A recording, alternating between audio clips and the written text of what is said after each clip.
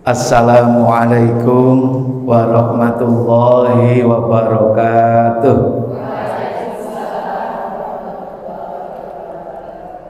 Alhamdulillahirabbil alamin wa bihi nasta'inu ala umurid dunya waddin. Assalatu wassalamu ala asrafil anbiya'i wal mursalin nabiyina wa maulana Muhammadin wa ala alihi wa sahbihi wa man tabi'ahu bi ihsanin ila yaumiddin. Ibu-ibu yang saya hormati, kita terlambat beberapa menit. Katanya ngaji itu kalau terpaksa mulainya boleh terlambat, tapi selesainya harus tepat. Sepakat ya? Memulai terlambat itu sebetulnya kekeliruan, karena usahakan tidak terlambat. Kalau memulainya sudah terlambat, jangan sampai mengakhirinya terlambat lagi. Jadi kesalahannya double. Kita punya waktu sekitar 26 menit. Ya. 26 menit. Terus ya kita nggak perlu banyak-banyak. Yang penting cukup. Dulu guru saya, rezeki itu juga jangan minta yang banyak, mintalah yang cukup. Kalau bahasa cukup itu pas-pasan saja. Pas mau beli rumah, pas ada. Terus pokoknya mau umroh juga pas ada, mau zakat pas ada. Nah, saya kalau ditanya apakah terlambat itu nyaman, sangat tidak nyaman. Sangat tidak nyaman. Yang menjadikan kami sangat tidak nyaman kalau terlambat itu pernah saat masih kuliah dulu. Terlambat itu dosennya nggak marah, Bu. Jadi beliau tidak marah, karena umumnya kan kalau ada yang kuliah terlambat, macam-macam caranya dosen marah itu. Ada yang terlambat ya, boleh ikut kuliah Pak, boleh, tapi tolong pintunya ditutup dulu. Terus nutupnya dari luar gitu. Berarti nggak boleh ikut kuliah. Tapi waktu itu kami, dosennya itu malah mendekati tempat kami duduk. Terus pertanyaannya kira-kira begini, Bu, terlambat Mas? Gitu. Iya Dok, gitu. Karena terlambat kan di UGM itu ada aturannya. Kalau terlambatnya sampai sekian menit nggak boleh mengikuti. Tapi kalau terlambatnya masih dalam durasi ditolerir, boleh ikut melanjutkan kegiatan. Jadi kalau sekarang kayak parkir itu loh, Bu. Kalau masuk kurang dari 5 menit nggak bayar ya toh, Bu. Cuman drop off itu biasanya tidak bayar. Nah, karena merasa kami terlambatnya itu di durasi yang masih boleh ikut, ditanya lagi terlambat berapa menit. Terus dokter senior itu tanya begitu, saya jawab 7 menit Dok gitu. Beliau nggak marah, tapi 7 menit Mas, 7 menit kamu terlambat, pasien sudah mati. Oh, saya pesen pokoknya jangan biasakan terlambat. Waktu itu penting. Maka karena tadi saya datangnya terlambat, saya berusaha untuk selesainya tidak terlambat. Jadi ini masih 23 menit itu.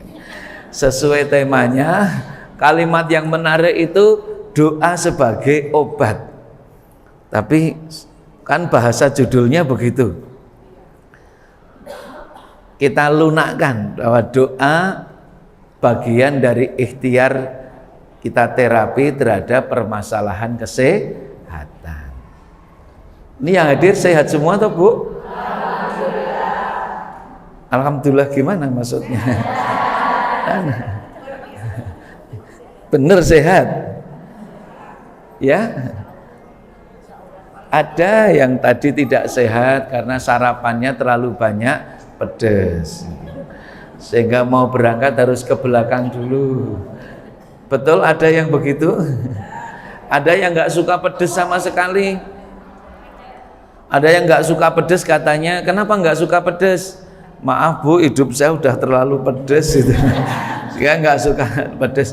Kalau dunia kesehatan, cabai ini Indonesia itu kan khasnya yang makanannya spicy ya Bu ya.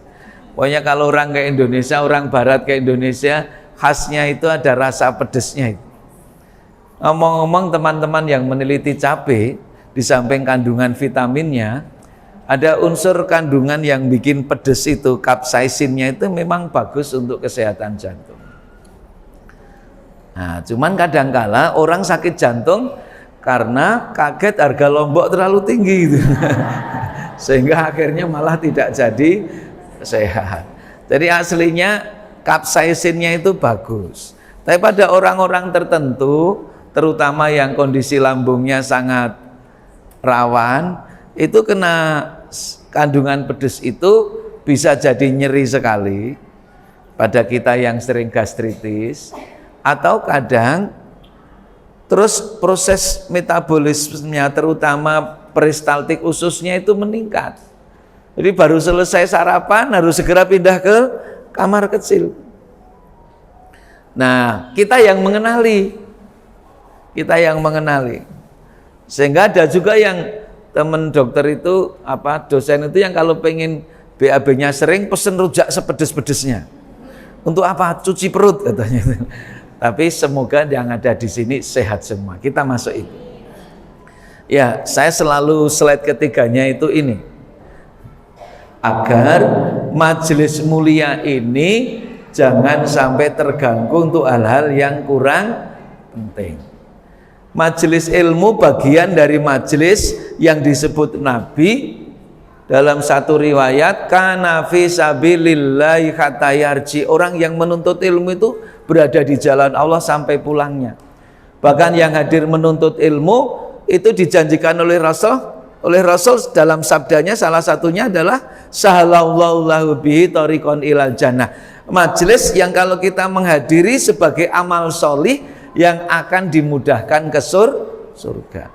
Maka sebagai majelis yang utama, jangan sampai keganggu untuk buka gadget ini. Nanti selesai ngaji masih bisa belanja kok. Bu, belanja di mana sekarang? Mall terbesar kita itu ternyata di gadget. Mau milih apapun, terus akhirnya paketnya rutin gitu. Sehingga sekarang kabarnya suami istri itu kalau ngecek handphone itu bukan ngecek ada chatting atau apa, tapi ngecek transaksi belanja online-nya gitu. Wah, karena kadang belanja online tidak dikendalikan. Nanti jangan sampai kita terganggu. Kita lanjut. Ngaji rutin seperti kita ini, dan saya yakin ibu-ibu ngajinya tidak hanya di majelis Al-Ijrah di Suhada ini, di tempat lain juga ngaji. Itu menjadi amaliyah rutin yang Rasul menyebutkan di antara amal yang dicintai Allah itu yang rutin itu. Kita ahabul a'mali ilallah, amal yang sangat dicintai oleh Allah itu salah satunya adalah adwamuha wa ingkol, amal yang rutin sekalipun hanya sedikit. Ada ibu-ibu yang rutin tadarus paling tidak setiap habis maghrib 2 lembar. Ada yang setiap habis isya 2 lembar. Habis subuh 2 lembar. Habis duhur 2 lembar. Tiba-tiba sudah khatam itu 1 juz. Karena 1 juz kan ada 9 lembar di Quran standar. Jadi kalau setiap habis sholat kita 2 lembar, tiba-tiba sudah khatam. Khatamnya targetnya 1 bulan 1 kali. Kalau nggak bisa 1 bulan 1 kali, minimal sehari 1 juz. Pilih mana? Ya pilih setiap hari 1 juz, karena jadi ringan. Karena nggak bisa setiap hari 1 juz, maka dibikin setiap habis sholat 2 lembar. Loh coba ibu, ini kalau dalam buku-buku motivasi, ketika Allah memerintahkan jantung itu berdenyut, jantung kamu sehari harus berdenyut 3.600 kali. Kira-kira berat apa enggak? Bahkan lebih. Ya Allah, saya enggak kuat kalau segitu. Ya sudah, kamu setiap jamnya 3.600 setiap jamnya. Setiap jam kamu 3.600 kali saja. Saya enggak kuat ya Allah. Ya sudah, kalau enggak kuat, kamu berdetik aja setiap menit 60 kali. Katanya jantungnya masih, wah berat kalau setiap menit 60 kali. Terus sama, ya sudah kalau setiap menit kamu nggak bisa 60 kali, kamu setiap detik 1 kali saja. Terus katanya jantungnya itu begini, sedetik sekali. Gampang. Padahal sama apa tidak? Sama. Sedetik sekali, tiba-tiba 1 menit 60 kali, 1 jamnya 3.600. Seharinya bisa berapa banyak lagi? Sehingga yang rutin kecil itu kalau banyak terakumulasi jadi rutinitas kita seperti ini. Kalau kita jaga terus, nanti di saat kita sakit atau bepergian, di hadis Nabi ini disebutkan, ketika kita sakit atau bepergian atau sedang dalam keadaan punya udzur syar'i, Allah mencatat kebaikan kita itu sebagaimana kebiasaan rutinnya. Jadi kalau ibu biasa tahajud, maka pas karena sakit nggak bisa tahajud, tetap tercatat pahala rutin tahajud. Ada yang bilang, Ustadz, insya Allah saya tahajud sudah rutin setahun sekali. Rutin nggak kalau itu, Bu? Ya kalau setahun sekali itu rutinnya bukan tahajud. Apa yang amalan setahun sekali yang diajarkan Nabi kepada Aisyah, setahun sekali itu umroh. Kalau umroh kok kuat setahun sekali, itu namanya rutin. Kalau haji seumur hidup wajibnya sekali.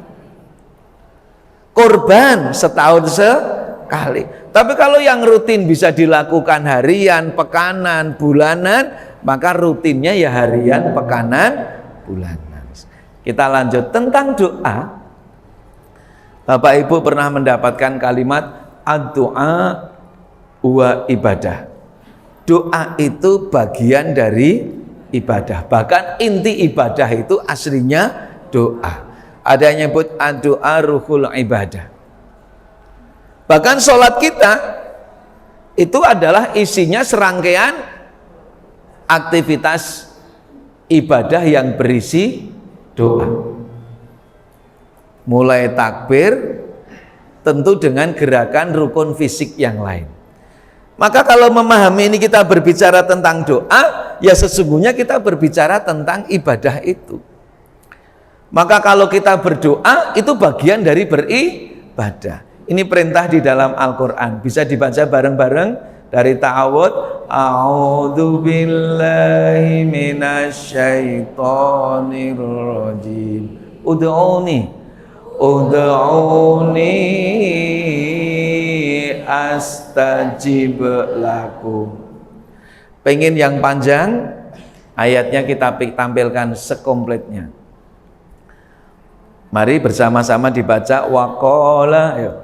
Waqala rabbukum ud'uni astajib lakum. Terus innal ladzina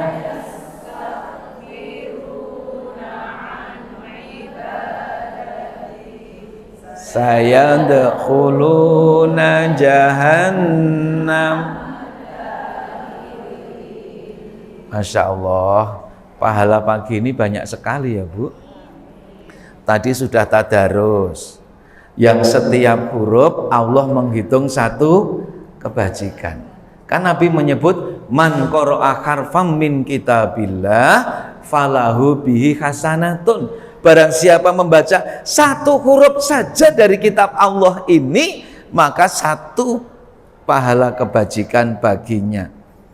Bahkan dilipat gandakan sampai 10 kali. Dan Nabi menyebut la aqulu alif lam mim harfun. Aku tidak menyebut alif lam mim itu satu huruf. Walakin alif huruf sendiri, lam huruf sendiri, mim huruf sendiri. Jadi ini perintah Allah. Berdoalah kamu, Allah jawab apa? Astajib lakum. Ini namanya mat apa, Bu?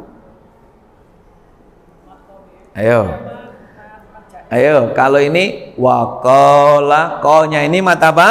Mat tabi'i. Sekarang ud'uni dalmati di sini namanya qalqalah. Qalqalah ini qalqalah sughra apa qalqalah kubra? Qalqalah sughra karena di tengah ayat. Terus ini ada mat tabi'i ketemu dengan hamzah. Kalau ada mat tabi'i ketemu dengan hamzah, itu ada dua. Hamzahnya dalam satu kata atau berbeda kata. Untuk kasus ini hamzahnya berbeda kata, maka namanya mad jaiz munfasil karena terpisah. Kalau dalam satu kata, contohnya ulaika ala ilal akhir. Ulaika itu dalam satu kata, maka itu mad wajib mutasil. Wajibnya apa kan? Dibaca panjang. Para ulama hadis meminta kita, para ulama tajwid berapa? 6. Tapi kalau mad jaiz munfasil boleh panjang, boleh juga 2. Minimal berapa? 2. Nah, ini kita berharap kalau ngajinya sampai seperti itu. Kalau ini contoh lagi, sayadkhuluna, ini dalmatinya juga qalqalah. Qalqalahnya sughra apa kubra? Sughra. Sughra itu berarti kecil mantulkannya, kubra itu besar. Jadi qul huwallahu ahad. Karena di akhir maka tebal. Allahus samad. Seneng toh Bu kalau imamnya baca qul huwallahu? Pokoknya gini loh, imam itu bacanya bagus dan pendek. Yang penting itu pendeknya itu, karena cepat aktivitas yang lain. Nah, ini perintah Allah. Allah memerintahkan berdoalah kamu kepadaku. Karena ini perintah Allah, kita yang mengamalkan sebagai orang beriman, maka kita termasuk ibadah.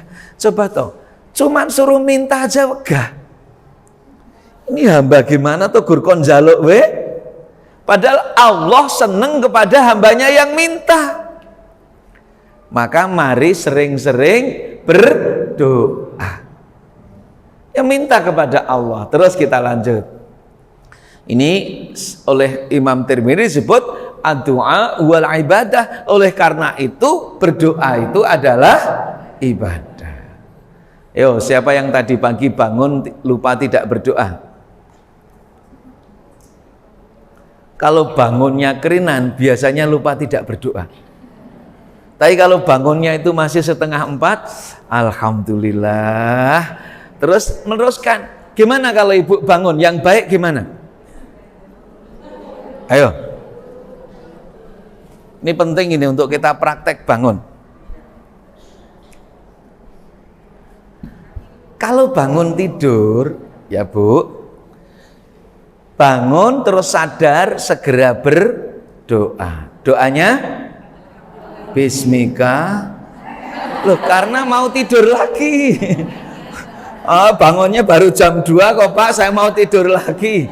Yang maksud kami kalau sudah mau bangun maka doanya alhamdulillahilladzi ahyana ba'dama amatana wa ilaihin nusur.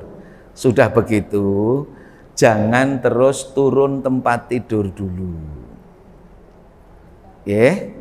Sebaiknya apa? Di posisi tiduran itu nek kula ngarani basa bahasa ilmiahnya ngolet dulu.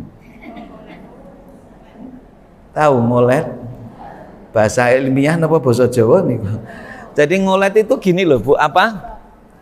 Merenggangkan badan, tangannya ditarik ke atas, kakinya dijejakkan jauh. Bisa ngolet? Bisa. Loh, bisa. Wong ibu kalau capek gitu, ngolet itu kan kemudian merenggangkan, maka rasanya ya Allah segarnya, sambil ngecek alhamdulillah kanan kiri masih bisa digerakkan. Dah, terus habis gitu jangan terus turun. Terus ngapain? Duduk dulu. Untuk apa? Tadi waktu tidur posisi kepala sejajar dengan jantung. Ya toh? Di umur yang semakin, jangan tua lah, di umur yang semakin senior, kalau disebut tua itu terkesan rapuh, tapi kalau senior ki ya tua gitu ya. Tapi kalau disebut senior itu jantung berbeda. Yang sering kalau kita cepat bangun, kedokterannya nyebut bisa terjadi hipotensi ortostatik. Tadinya lancar, terus tiba-tiba naik, dorongan ke atas terganggu gravitasi. Sehingga ketika jalan huyung-huyung. Kadang bisa jatuh, bisa. Lah, kalau huyung-huyungnya itu nabrak tembok. Maka duduk dulu sebentar, biar terjadi penyesuaian. Ingat, duduk dulu sebentar, jangan ngopi. Duduk pesen kopi, pesen pisang goreng, duduk hanya sebentar, baru monggo terus aktivitas, ambil wudhu, ke kamar mandi, clear ya? Insya Allah tadi semua berdoa. Oke, terus kita lanjut. Nah, tentang doa ini bagi kita ada tuntunannya, kan ada tuntunannya. Umumnya doa dalilnya ini. Kalau berdoa kepada Allah, ayo dibaca lagi bersama-sama. 1, 2, 3. Ud'u Rabb. Terus Ud'u Rabbakum tadarru'an wa khufyah. Jadi kalau minta kepada Allah, mintalah kamu dengan lemah lembut. Terus kita tutup dengan apa? Innahu mu'tadin. Siapa mu'tadin? Orang yang kelewat batas, berlebih-lebihan melampaui batas. Nah, Al-Quran mengajarkan doa dengan bahasa yang seperti itu. Nah, maka doa lembut mungkin. Terus kita lanjut. Ini ada yang mengajarkan kita adabnya apa saja. 1, kalau bisa mencari waktu, nanti waktu yang baik. Tapi yang penting ini Bu, ya, doa terbaik kalau punya waktu cukup memang menghadap kiblat lebih baik. Okay? Dimulai dengan memuji Allah, dilanjutkan dengan membaca sholawat. Terus tadi kalimatnya diatur. Terus bisa dilanjutkan dengan membaca melafadzkan taubat. Doa bisa diulang-ulang saking pentingnya. Apalagi yang penting di hati harus tertanam kuat bahwa Allah akan mengabulkan permohonan kita. Ini yang penting. Karena hadis Nabi menyebut sesungguhnya Allah mengabulkan doa sesuai persangka hambanya. Jadi kalau kita yakin akan dikabulkan, ya kita berdoanya dengan penuh harap dan khusyuk. Maka khusyuk mendoakan, penuh harap. Terus ini seperti tadi kaitannya, jangan dengan bahasa yang berlebih-lebihan. Bisa seperti ini? Bisa nggih? Kita lanjut. Nanti boleh saya kirimkan ke apa? Ke ibu pengurus PDF-nya, sehingga bisa di-share ke ibu-ibu. Nah, tadi kan ada nasihat kapan memilih waktu yang terbaik kalau untuk doa-doa khusus. Ini beberapa waktu yang terbaik. Kalau waktu harian yang terbaik ya sepertiga malam terakhir. Masih ingat dulu berdoa kita Nabi menyebut setiap malam akan ada waktu di mana kalau waktu itu hambaku meminta aku kabulkan. Kalau hambaku berdoa diijabahi, kalau hambaku mohon ampun aku beri ampunan.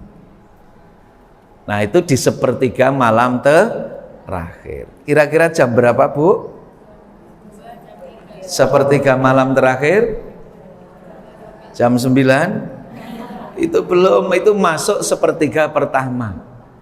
Jadi kalau kita hitung berarti jam 6 sampai jam setengah 11, setengah 11 sampai setengah 2, atau jam 2 lah, kesininya itulah sepertiga malam terakhir.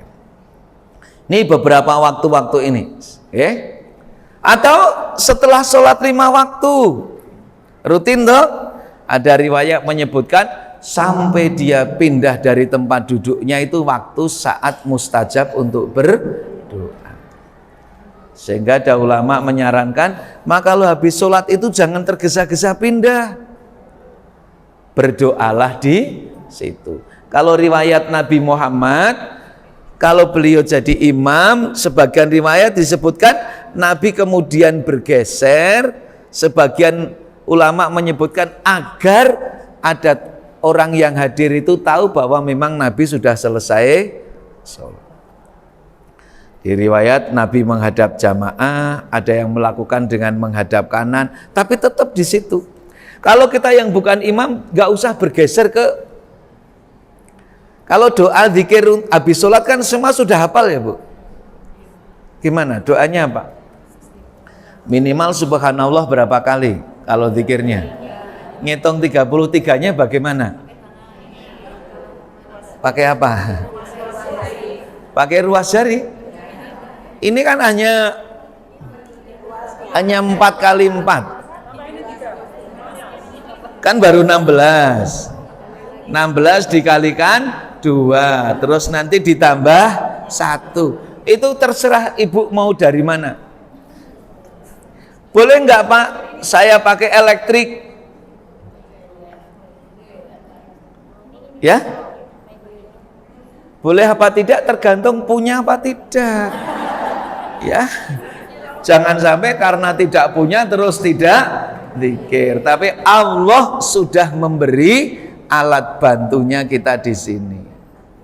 Sampai terus ketika Nabi menyebutkan yang baca qul huwallah di masjid-masjid, kalau Bapak Ibu umroh nanti ditempel di sana. Selesai sholat itu zikirnya ini saja sampai baca qul huwallah 3 kali, al-falaq 3 kali, an-nas 3 kali. Karena habis sholat jadi kita punya waktu yang cukup. Rasanya nggak mungkin kita zikir seperti itu kalau sholat kita mepet waktu belakangan.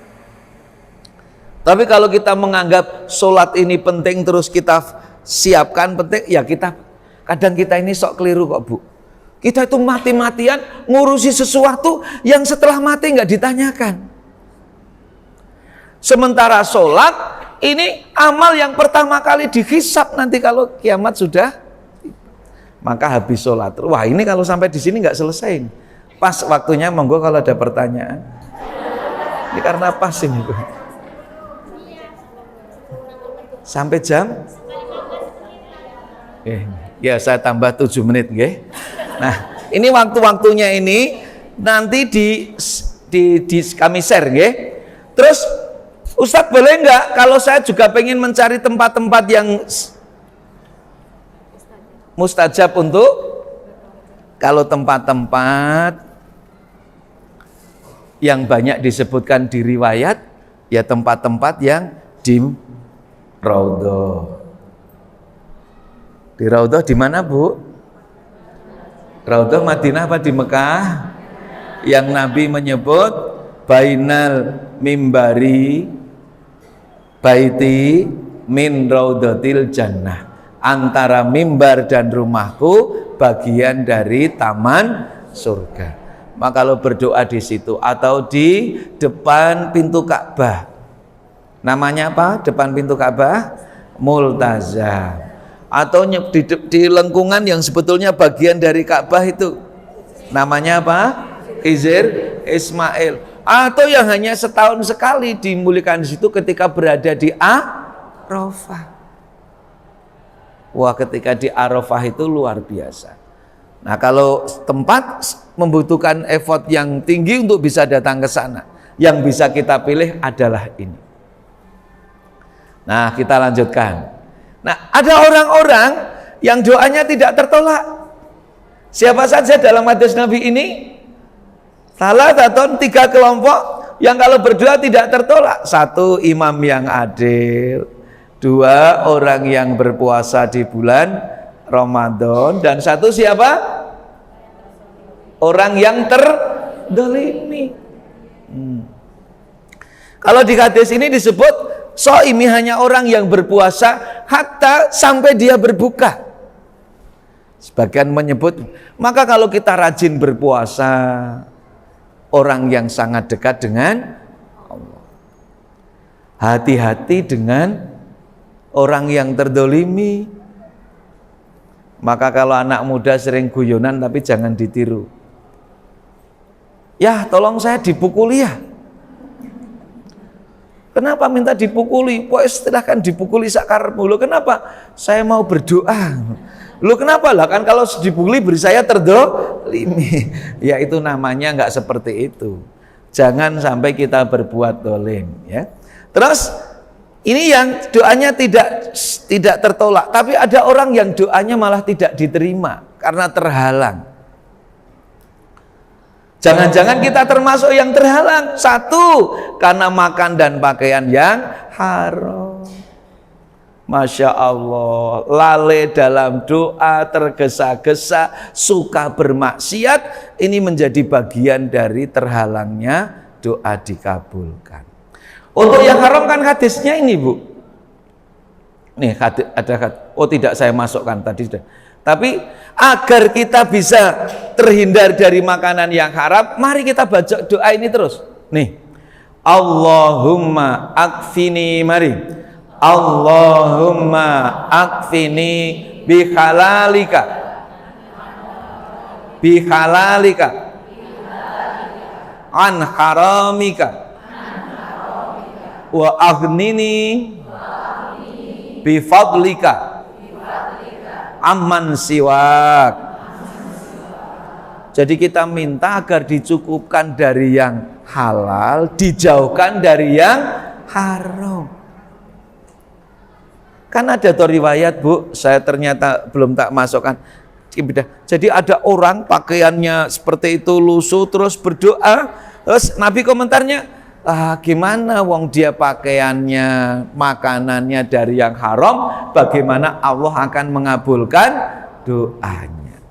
Maka kalau ibu-ibu ingat kisah Ibnu Idris itu, terlanjur makan buah yang jatuh, masih ingat toh, Bu?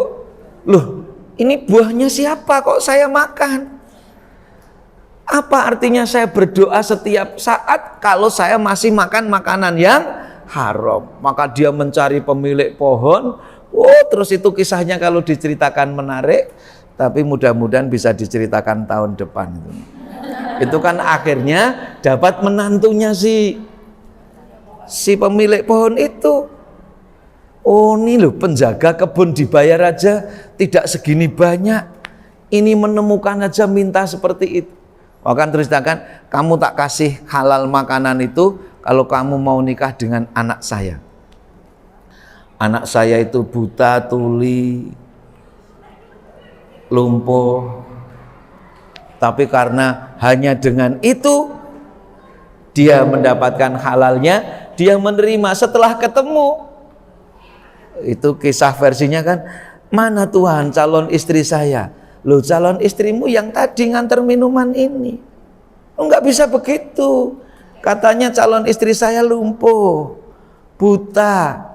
Kok ini tadi bisa ngomong, bisa ngelihat, bisa jalan. Ternyata bapaknya bilang, anakku lumpuh kakinya dari kemaksiatan. Anakku buta karena belum pernah saya ajak melihat yang dilarang Allah. Anak saya bisu dari ngomong-ngomong yang dilarang Allah. Wow, itu, Bu, anaknya jadi soleh karena bapaknya soleh, ibunya solehah. Maka kalau ada orang yang salah konsen, untuk mendapatkan jodoh yang baik, carilah buah yang jatuh gitu. Itu namanya salah kesimpulan. Harusnya maksudnya jadilah orang baik sehingga Allah memberi jodoh baik. Karena ini laki-lakinya hati-hati dalam hidup, diberi jodoh perempuan yang hati-hati jalan. Itu jawaban Al-Quran, as-solihin lis-solihat. Laki-laki soleh dapat jodoh perempuan solihat. Ini kita doa ini biar diberi rezeki yang selalu halal. Pilih mana, Bu? Rezekinya halal sedikit, haram sedikit.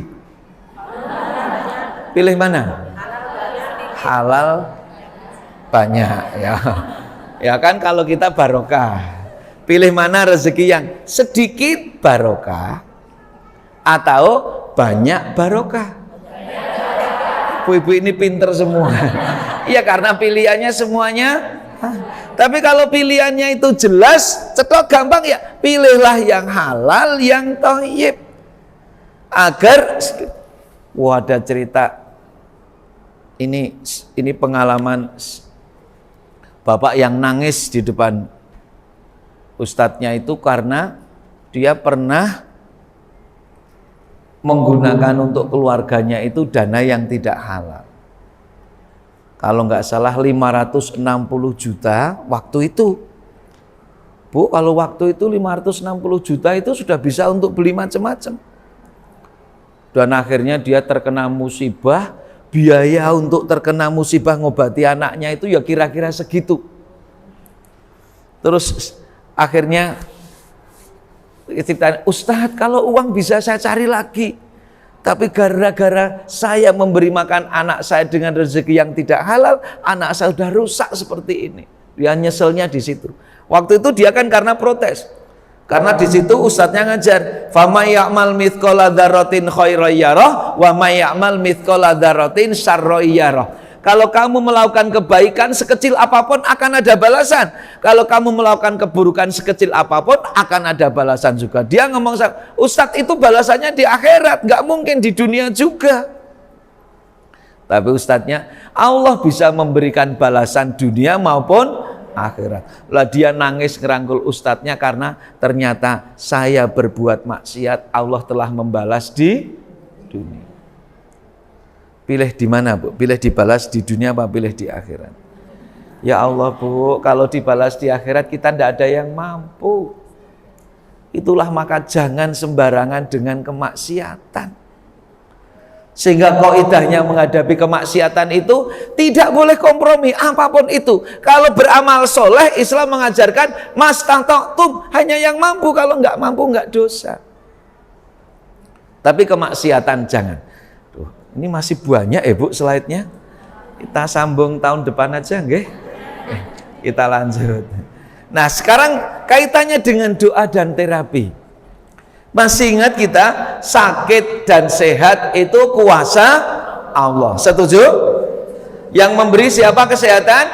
Allah. Sakit juga dari Allah. Dan sakit bisa bagian dari ujian. Bu, mahasiswa itu naik wes ujian seneng karena kalau diuji mau naik tingkat. Kalau sudah nulis skripsi, kapan ujian skripsinya? Nulis tesis, kapan ujian tesisnya? Karena setelah diuji lulus, langsung dapat gelar sarjana, gelar master, disertasinya lulus, dapat gelar doktor. Lah kalau kita sakit, bagian dari ujian Allah, semoga kita lulus. Ujian kan ada dua. Kalau kehidupan ini, yang menyenangkan dan yang tidak menyenangkan. Umumnya manusia lulus di uji yang tidak menyenangkan. Sebab begitu ujian itu menyakitkan, menyedihkan, membuat derita, itu malah ingat sama Tuhannya. Sehingga ada orang, di manakah letak Tuhan? Katanya, Tuhan terletaknya di pojokan. Loh kok bisa? Sebab manusia ingat Tuhan kalau sedang terpojok. Jadi kalau ujiannya itu tidak nyaman, malah segera ingat Tuhan. Tapi begitu ujiannya menggembirakan, malah banyak yang lalai. Jujur, pengen diuji yang mana? Pengen diuji kaya apa pengen diuji miskin? Ya sebetulnya lebih seneng diuji kaya dan lulus. Ya toh Bu? Yang penting itu lulus. Maka kalau kita diberi rezeki banyak, itu bagian dari ujian. Tapi ingat, kullu ni'matin la tuqarribu minallah fahiya baliyatun. Kalau kita diberi nikmat, tapi tidak menjadikan kita yang diberi nikmat itu semakin dekat kepada Allah, ingat nikmat itu malah berubah jadi musibah. Nah, tetap pengen ujian yang nikmat tapi lulus ya Bu. Nah, kita lanjut. Kalau sakit, terus kemudian kita sabar, diuji lulus, itu menjadi kafarat dosa. Apa enggak seneng? Maka kalau sakit lulus jadi kafarat dosa. Lah kita lanjut. Sehingga ada orang yang sakit pun masih bisa bersyukur. Karena apa? Karena menjadi Tapi jangan dibalik. Kalau orang sakit punya dosa diampuni, jangan dibalik kamu sakit mesti karena punya dosa. Itu yang keliru. Ada enggak anak kecil lahir sudah punya penyakit? Apakah dia sudah punya dosa? Belum, karena kullu mauludin yuladu alal fitrah. Jadi jangan dibalik, sebab kadang-kala ada cerita sinetron Hidayah itu loh Bu. Mati perutnya membesar karena padahal enggak mesti.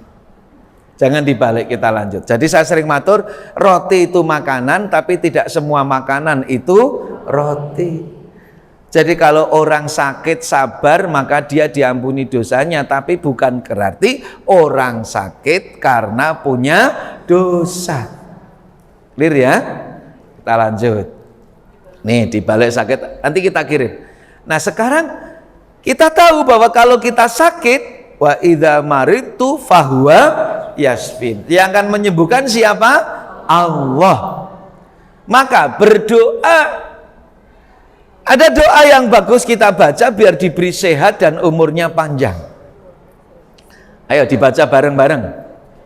Allahumma tawil umurana wa sahih ajsadana wa nawwir qulubana wa tsabbit imanana wa ahsin a'malana wa wasi arzaqona. Artinya itu Bu, ya Allah berilah kami umur yang panjang, badan yang sehat, hati yang baik karena dapat hidayah, iman yang kuat, amal yang baik, dan yang terakhir rezeki yang lapang. Niku paket komplit Bu. Maka banyak doa ini. Nah sekarang bagaimana kalau orang itu sudah sakit? Tugas kita kalau ada orang sakit, tugas kita apa Bu? Menjenguk. Ini hadisnya ya. Hadisnya orang yang menjenguk itu seperti berada di aman surga. Kan hak muslim terhadap muslim yang lain kan menjenguk kalau dia sedang sakit. Kalau bersin diapakan? Didoakan. Terus kalau mengundang dihadiri, kalau mengucapkan salam disawab, kalau wafat diantarkan ke kubur. Hak itu. Kalau sakit kita tengok. Lah ini pahala orang yang menengok orang sakit itu. Nanti dia memetik buah-buahan di surga. Kira-kira kalau memetik buah di surga itu dari neraka atau di dalam surga? Maka kalau orang sering tengok orang sakit, maka saya pesan kalau mahasiswa kedokteran itu, kalau kalian visite jangan lupa diniati besuk orang sakit. Ibu kalau sakit dibesuk orang banyak kira-kira seneng nggak? Seneng karena ternyata banyak temennya. Jangankan pas sakit, pas isolasi mandiri dulu loh Bu. Itu dapat WA saja senengnya luar biasa. Apalagi isi WA-nya itu, Mas ditunggu ya, saya kirim GoFood. Oh itu rasanya ya Allah, pas isolasi dapat GoFood. Sehingga isolasi itu berat badan meningkat. Karena GoFoodnya Terus karena suasana batin senang, kekebalannya jadi meningkat. Nah sekarang apa ada penelitian bahwa tadi seperti tema yang disampaikan, ternyata doa itu berhubungan dengan kesembuhan. Ini penelitiannya saya tulis 3 saja. Pengaruh terapi doa terhadap intensitas nyeri pada pasien post operasi. Jadi habis operasi, Bu. Apa ada pengaruh doa dengan itu? Hasilnya ternyata bermakna. Terus contoh lagi, ini penelitian di UNER.